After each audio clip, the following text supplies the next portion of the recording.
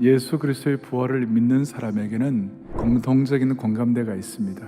부활은 역사적인 사실이다. 이 역사적인 사실을 믿으면 평강과 기쁨이 충만하다. 평강의 기쁨이 충만한 사람에게 어떤 공감대가 있는가? 이 부활의 증인이 되고 싶은 열망이 생기는 것이다. 전도는 복음을 믿지 않는 사람에게 구원을 얻게 하는 것이라면, 부흥은 하나님의 주권적인 역사로 미끄러진 하나님의 백성을 깨우셔서 회개하게 하고 믿고 하나님께 순종하게 하는 것입니다. 역대하 7장 14절, 이 내용은 솔로몬이 예루살렘 성전을 완공하고 그 성전 봉헌 기도에 대한 하나님의 응답의 말씀입니다. 비록 내게 죽고 사는 문제의 환경이 있다 할지라도, 자연 재해의 재앙이 있다 할지라도 하나님 앞에서 부흥을 경험하면 해결되는 것이다 이거예요. 부흥을 우리가 생활 부흥으로, 실체의 부흥으로, 한국교회 부흥으로, 국가의 부흥으로 경험하기 위해서는 부흥의 대상이 누군지를 명확하게 알아야 돼요. 내 이름으로 일컫는 하나님의 친백성, 하나님의 자녀가 부흥의 대상이 될 수가 있는 것입니다.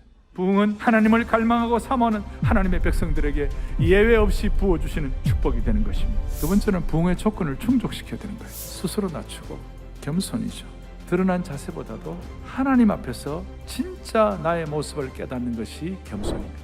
내게 있는 소중한 것들이 주님께로부터 왔다는 것을 고백하는 것이죠. 겸손하게 되면 우리가 삶을 보는 방식이 달라지는 겁니다.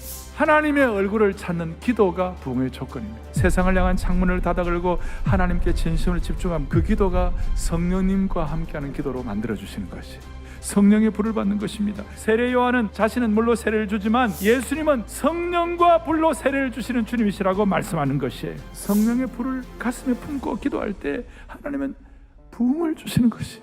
또 하나의 조건이 있습니다. 회개입니다.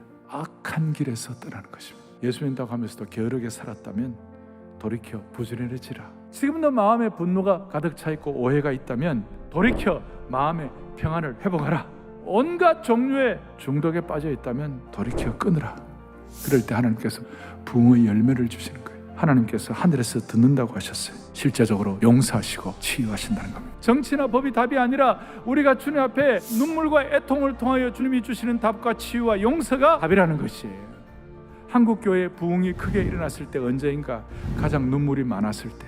그때 하나님께서 우리의 눈물을 보시고 우리의 마음을 바꾸시고 상황을 바꾸시고 이전과는 다른 차원으로 옮겨놓는 것, 이것이 부흥이 된 것입니다.